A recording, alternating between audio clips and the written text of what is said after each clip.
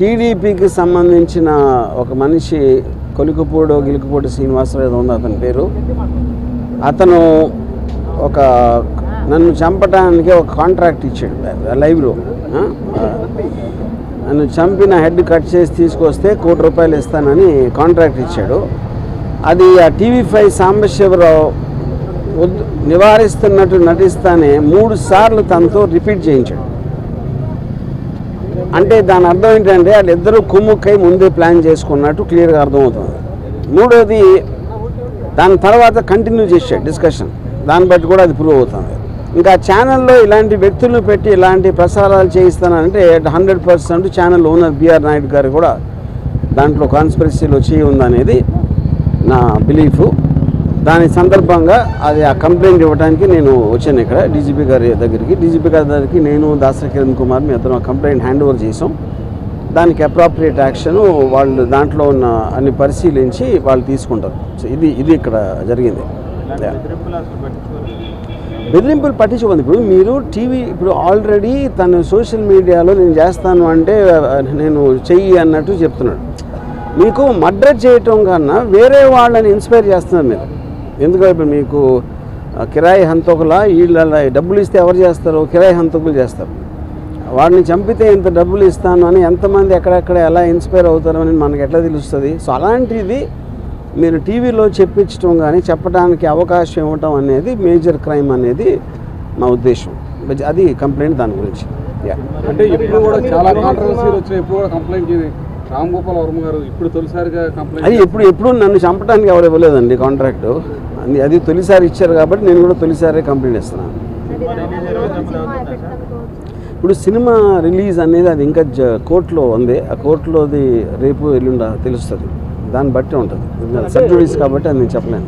చంద్రబాబు లేకపోతే ఆ పార్టీకి వ్యతిరేకంగా వ్యూహం అనే సినిమాని జగన్ అనుగుణం తీసుకున్నారు కాబట్టి మీ మీద ఇలాంటి వ్యాఖ్యలు కానీ ఎవరైనా డిబేట్ జరుగుతుంది అనుకుంటున్నారు. ఇప్పుడు పాయింట్ ఏంటంటే పొద్దున్న లెగిస్తే లోకేష్ జగన్ సైకో, జగన్ బాబాయిని చంపేశాడు, జగన్ అది చేశాడు, అతను ఎవడో మర్డరు, ఇతను ఎవడో దొంగ, అతను ఎవడో స్మగ్లరు అని పొద్దున్న లెగిస్తే వాళ్ళు మాట్లాడేది వేరే వాళ్ళని విమర్శించడం లేకపోతే ఎలిగేషన్స్ చేయటం.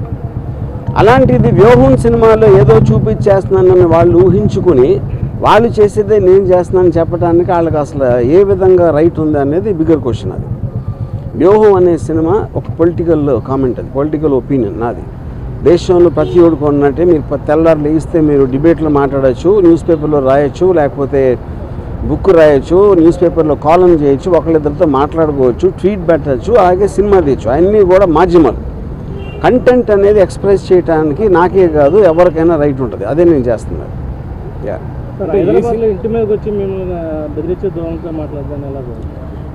నేను అదే చెప్తున్నా. ఇప్పుడు వాళ్ళకి ప్యానిక్ అవుతున్నారా ఏంటా అనేది వాళ్ళకే తెలియాలి. ఎక్కడ వ్యూహంలో ఏం వస్తే ఏం చూపించేస్తే మా గురించి ఇప్పుడు చాలా చిన్న సింపుల్ కామన్ సెన్స్ క్వశ్చన్ అడుగుతాను. మీరేమీ తప్పు చేయనప్పుడు మీకు అసలు భయపడాల్సిన అవసరం ఏంటి? నేను ఏదన్నా ఉన్నది లేనట్టు చూపించేస్తే వాళ్ళందరూ ఎదవలా నమ్మటానికి ప్రజలు ఎవరన్నా ఏమన్నా అంటే నమ్మేస్తారా? ఎవరన్నా ఏం చూపిస్తే అది నమ్మేస్తారా? ఫైనల్గా మీకు చూపించిన దాంట్లో ఉందా లేదా ఏముంది అనేది వాళ్ళకి తెలియదు. ఎందుకంటే ఎవరు సినిమా చూడాల. కానీ గుమ్మడికాయ దొంగ అంటే భుజాలు తడుముకున్నట్టు వాళ్ళే ఊహించుకొని భయపడిపోయి ఏం చేయాలో తెలియక ఇలాంటి వాటన్నిటికీ రిసార్ట్ చేస్తున్నారు. ఫర్ ఎగ్జాంపుల్ ఈ శ్రీనివాసరావు అనే అతను నిన్న రాత్రి అన్నాడు, ఇప్పుడు ఆల్రెడీ 24 hours అయిపోయింది, ఎవ్వరూ కూడా అతన్ని కండెమ్ చేసిన పోలేదు. ఎందుకంటే వాళ్ళ పేర్లు చెప్పెడతాను. పవన్ కళ్యాణ్, చంద్రబాబు గారు, లోకేష్ అందరి పేర్లు చెప్పినా వాళ్ళు ఎవరు ఇలాంటిది మా పేరు మీద ఒకటి చేస్తున్నారని కండెమ్ చేయకపోతే అర్థం ఏంటి? వాళ్ళు కూడా అదే మైండ్ సెట్లో ఉన్నట్టే కదా. అంటే ప్రధాని సినిమాలో మీరు క్యారెక్టర్ అసాసినేట్ చేశారని ఆరోపణలు నేను అదే లోకేష్ ఫ్యామిలీ కానీ లేకపోతే చంద్రబాబు ఫ్యామిలీ కానీ కాదండి. నేను అదే అంటున్నా. ఈ సినిమాలో క్యారెక్టర్ అసాసినేట్ చేస్తాను అభియోగం మీరు చేస్తే వాళ్ళు చేస్తే పొద్దున్న లెగిస్తే చేసేది ఏంటి? ఎవరినైనా కాదు, నేను చెప్పేది ఉట్టి జగన్ కాదు, పాలిటీషియన్ అనే ప్రతి మనిషి కూడా పొద్దున్న లెగిస్తే ఎవరో ఒక క్యారెక్టర్ అసాసినేట్ చేయటమే పనిగా పెట్టుకుంటారు. అది that is a part of life.